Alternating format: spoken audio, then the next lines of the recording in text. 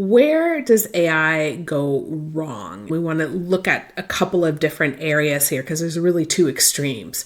First is using AI as the decision maker, treating the output as truthful, which we all know that there are issues with the truth that we get, kind of putting that in air quotes, you can't see me.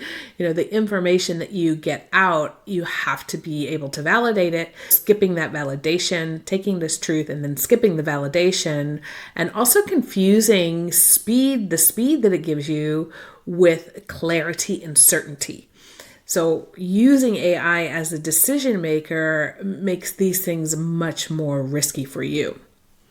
Now, refusing to use AI at all, in my opinion, is also another problem. It is a tool that you have at your disposal. It will do some things better, with the caveat that you still have to validate it. It'll speed things up. It keeps you slow paced. It'll take you longer to do some things.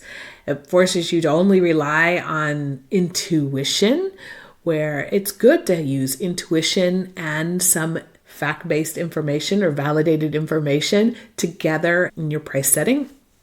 And you may miss early signals of things because you're not using the most readily available information that is out there.